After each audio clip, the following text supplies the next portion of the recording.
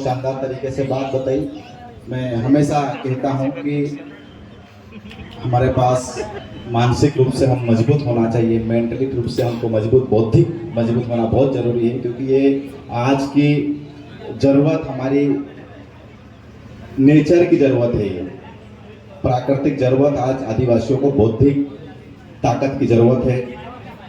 मैं सबसे पहले आयोजन टीम को मैं बहुत बहुत आभार व्यक्त करता हूं, उनको धन्यवाद देता हूं कि ये शानदार कार्यक्रम रखा उन्होंने। तत्पश्चात यहाँ के क्षेत्रीय विधायक बाला बच्चन जी को बहुत बहुत धन्यवाद देता हूं। जो सचिन भाई ने भी बता ही दिया है कि हमेशा कोई आए नहीं आए, हमेशा वो कार्यक्रम उपस्थित होते हैं। एक बार जोरदार तालियां बजा दीजिए, क्योंकि ये भी मादा, एक सामने से बैठकर सुनने का मादा होना बहुत बड़ी बात है। अब ऐसा नहीं है, यहाँ से बहुत से साथी ये भी सोचेंगे कि यार बीजेपी वाला नहीं आता या उसको बोला नहीं है। ऐसा नहीं है, बोला जाता है। आपने देखा होगा, मैंने सोशल मीडिया पे 3 स्टेटस मैंने डाले थे।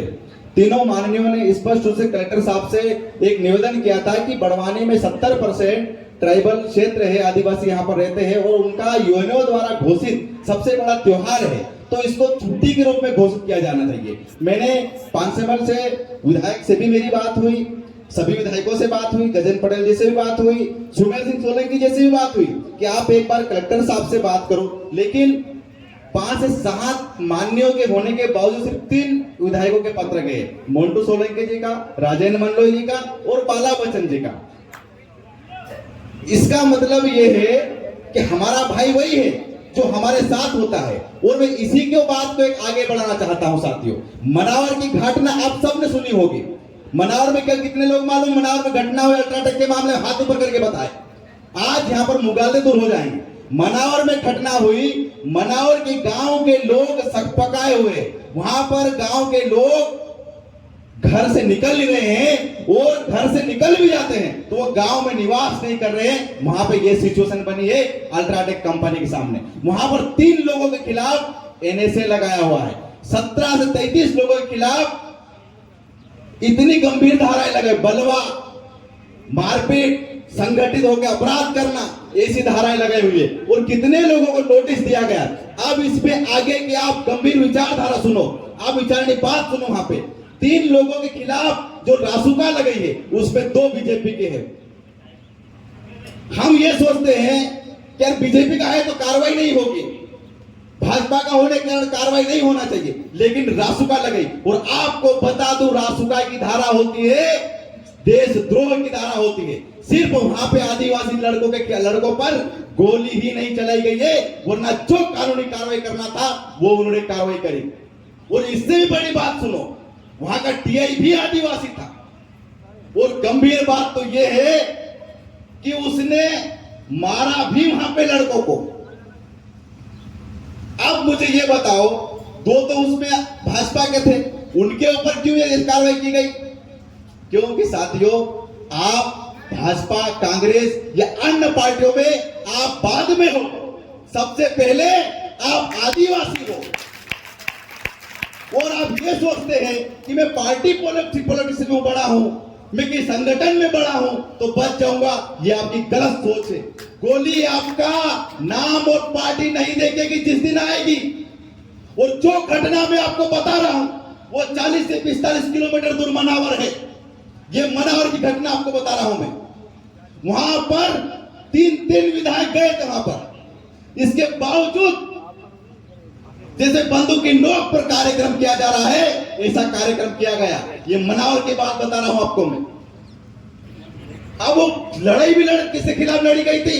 अल्ट्राटेक कंपनी के खिलाफ। तो अल्ट्राटेक कंपनी भी कोई बहुत बड़ी सार्वजनिक संपत्ति नहीं थी। वो वहां पर अपने ही आदमी की मौत हुई थी वहां पर, लेकिन कार्रवाई हुई, और कार्रवाई भी ऐसी हुई जिसका कोई अंदाजा नहीं लगा सकते। दूसरी बात साथियों, वर्तमान में देश में हाहाकार चल रहा है। हम लोग हमेशा इस मंच से बोलते थे, एक बात हमेशा बोलते थे कि आरक्षण खत्म हो जाएगा, तो लोग हम पे हंसते थे। कई लोग फोन लगा रहे थे, वो क्या बोलते थे, वो अरे ये बेवकूफ बना रहा है, आरक्षण के खत्म हो सकता है क्या? ये पॉसिबल ही नहीं है। सुप्रीम कोर्ट ने फैसला दे दिया है, आरक्षण में कोटा में भी अब कोटा रहे। कितने लोगों ने सुने? हाथ ऊपर करो एक बार। हर व्यक्ति को यह बात जानना चाहिए, कोटा में भी कोटा दे दिया। अब एसटी एससी में भी क्रिमिनल लागू हो जाएगा। अब क्रिमिनल जो कि वो लगेगा तो सबसे बड़ी क्रीम है कहां? राजपुर से मैं पूछना चाहता हूं, कितने आईएएस बने यूपीएससी क्रैक करके गए? मुझे तो बढ़वाने का ही बता दो। ले देंगे, एक बहन बनी है खरगोन से, यूपीएससी क्रैक करी है, वो भी मेरे कितने साल बाद आज जाकर तो यूपीएससी में गई थी। तो क्रीम है कहां? तो तुम छाटोगे। अब उनकी साजिश सबसे बड़ी ये है जो ऊपर बैठे लोगों की, कि ये मास्टर पुलिस पे भी कैसे चले जाते हैं। अब सबसे घटिया तरीके देते हैं, स्पेशल में नाम, पार्टी का नाम लेके जो भाजपा वाला हो, आरएसएस वाला क्या कर देता है कि ये कलेक्टर बन गया, उसका बेटा कलेक्टर कैसे बनेगा।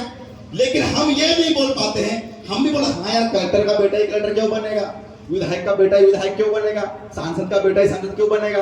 एक ही बार हम भी हाँ बोलते, लेकिन हम ये नहीं पूछते कि कितने हमारे समाज के कलेक्टर बन गए, कितने हमारे सुप्रीम कोर्ट में जज बन गए, हाई कोर्ट में कितने जज। ये इतनी बड़ी लड़ाई है कि तुम्हारे बाप दादा क्या, हम तो कम से कम चल पा रहे हैं, आने वाली पीढ़ी तुम्हारी रेंगेगी जमीन पर। ये कंडीशन बना दी गई और ये छोटी बात नहीं है ये। और आज की स्थिति में जो ये जो क्रिमिनल का जो कोटा लागू किया गया है, इससे बोल लेंगे कि जो नौकरी लग रहे थे पहले तो वो भी नौकरी लगना बंद हो जाए, और जो निचला तबका जो है वो कम से कम आज भी दो सफेद की फंसाकर इधर उधर पड़ा हुआ है। ये सच्चाई है। तो क्वार्टर घर मिल गई, पर्याप्त तो हो गया है।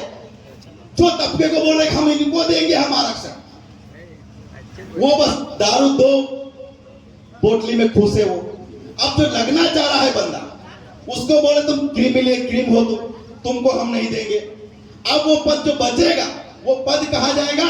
वो पद बन जाएगा बेगलाक। और बेगलाक पद मध्य प्रदेश में 1,64,000 ज्यादा लगभग बेगलाक पद खाली है। मतलब इसका कि वो कह देंगे कि you are not suitable in this post. मतलब तुम उस पोस्ट से तुम्हारे लोग वहां तक पहुंच ही नहीं पाए, और जो पहुंच कर थोड़े बहुत लग रहे थे उनको क्रीम बोल दिया गया, क्रिमिनल है ये। इसका मतलब ये है आपकी गर्दन भी काट दी, आपके पैर भी काट दिया, और हम जोर से नारा लगा देते क्या है? जय जोहर का नारा है, भारत देश हमारा। मादल लगा ली, डीजे लगा लिया, तनो 2.5 फीट ऊपर उछल रहे हैं, घंटा लोगों को कुछ पता ही नहीं है देश में क्या चल रहा है। अगर हम ये कुछ चीज जान ही नहीं पाएंगे, समझने में हमेशा मंच से बोलता हूं कि हम जान ही नहीं पाएंगे। हम अभी भी किस में लगे हुए? वो 2,000 रुपए वहां से लाया, उसका बंटवारा करने लग गए। वो 4,000 वहां से लाया, हम उस पर, अरे छोड़ो ये छोटी छोटी बातें। जो कार्यक्रम यहां सफल हो गया ना, बस बड़ी चीज है। अगर इतने लोगों में से, अगर 200 लोगों में से अगर कभी 5 लोगों को भी अगर कोई बात समझ में आ जाती तो वो बात बड़ी चीज है। लेकिन हमने तो कभी यूनियन बनाया नहीं। जरा बहुत समझदार हुए, ये इस संगठन में चला गया, ये उस संगठन में चला गया। लेकिन आप पे गोली चलेगी तो आप संगठन नहीं देखेगी, वो पार्टी नहीं देगी, मरेंगे आप। और ये शुरुआत हो चुकी है। ये अलीराजपुर में निकल गया खनन, वहां पे अब चलेगा। अब ये पूरा क्षेत्र में भी चल रहा है। ये मंच से बोल रहा हूं, वीडियो वायरल भी होगा, लोग देखेंगे भी, बोलेंगे बेवकूफ बना, ऐसा नहीं हो सकता, चलेगा। यहां से वहां तक क्रूज निकालने की बात हुई थी। नर्मदा नदी का जो पीने का पानी था उसको खत्म करने की बात हो गई, क्रूज निकाल दिया। सुमेर सिंह सोलंकी जी खुद आ गया है, नहीं नहीं ये बेवकूफ बना रहे, कहीं ऐसा क्रूज चलेगा। क्रूज चला, 2 क्रूज आए, हमने खुद देखा, मीडिया में भी आप लोगों ने देखा होगा। तो ये झूठ भी इतने सफेद से बोलते हैं कि आपका पेट का पानी भी नहीं हिलने देते। हमें समझना पड़ेगा साथियों, बातें बहुत सारी है, कहने को 4-4 घंटे तक बोल सकते हैं, लेकिन आप में इतनी कैपेसिटी होना चाहिए। एक बात दादा ने बहुत अच्छी बात बोली, अनार दादा ने, कि आप रियल हीरो हो।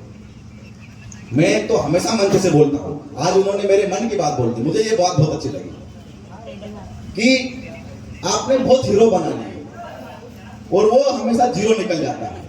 आपने जिसको जिसको भगवान बनाया वो चूतिया निकल जाता है और निकले। तो आप खुद को लड़ना पड़ेगा। तुम्हारे बेटे की फीस भरने के लिए कोई नहीं आने वाला है। जिसको आप भगवान मान रहे, हीरो मान रहे, उसको 500 रुपए मांग के देखो, वो नहीं देगा। और एक्चुअल में जो रियल हीरो है वो सच में नंगा आदमी है, और जो फर्जी आदमी है उसका सच में भरपूर है, और वो इसीलिए उसका सब कुछ है क्योंकि वो बिका हुआ है। ये सच्चाई है इस समाज की। तो साथियों, ऐसी बातें हैं, बहुत सारी बातें हैं। किसी रोज बैठे ही हम लोग और भी इसमें चर्चा करेंगे। मैं चाहता हूं हमारे पास माननीय महोदय वगैरह बैठे हुए, वो उनकी बात भी हम लोग सुने कि क्या चल रहा है। और माननीय महोदय से मैं आग्रह ये भी करूंगा कि मध्य प्रदेश की एक दुर्दशा ऐसी हो गई है कि कम से कम लगभग हजारों लोगों, कम से कम हम गिनती करें, कम से कम हम बड़वानी जिले में मैंने काउंटिंग करी थी तो 200 से 250 डीजे वाले हैं। मतलब हालांकि कोई चीज गलत है, मैं उस फेवर में भी नहीं हूँ, डीजे वाला जो शो ऑफ वाली चीज हो जाती है, लेकिन 200 से 250 डीजे वाले हैं। उन्होंने कई बार, हालांकि है तो बीजेपी वाले उसमें आते, लेकिन फिर भी 250-300 लोग हैं, उसमें 4-4, 5-5 को बाकायदा रोजगार मिलता था, जो डीजे बंद कर दिया गया। अब सबसे बड़ी दिक्कत ये हो रही है, डीजे उज्जैन, मुख्यमंत्री उज्जैन का है, वहां पे डीजे बजाया जा रहा है, वहां पे लोग नाच रहे, बाकायदा गाने चल रहे, बड़े बड़े डीजे बज रहे हैं। डीजे नहीं बजेगा तो बड़वानी में नहीं बजेगा। एक ही मुख्यमंत्री के 2 जिलों में अलग अलग है, क्योंकि वो मुख्यमंत्री है, मेरे जिले में कुछ भी करूंगा, तुम नहीं करोगे। मतलब मैं तो गुलाब जामुन खाऊंगा, तुम मत खाना, तुम सूखी रोटी खाओगे तो निकलो। और ये हो रहा है। हालांकि हम करना चाहे तो बड़वानी में भी 50-40 डीजे ला जाकर बजा दे, जो करना है वो कर लो करते, लेकिन अब हमारे पास भी इतनी ताकत नहीं बची, क्योंकि 4-5 केस तो लग गए हैं। तो ये कुछ चीजें हम आपसे माननीय रूप से हम ये अगर इसको बकायदा विधानसभा में आप उठाइए, आप वहां पे वीडियो देखिए, वहां पे इस विधानसभा में बताइए ये उज्जैन में डीजे चल रहा है, बड़वानी में डीजे परमिशन नहीं मिली, क्योंकि हजारों कम से कम डीजे के रूप में भी कम से कम हमारे लोगों को रोजगार मिलता था, आज वो रोजगार भी छीन गया है। तो कम से कम ये बात आप जरूर उठाएंगे। बहुत बहुत धन्यवाद। लड़ेंगे, बहुत बहुत धन्यवाद।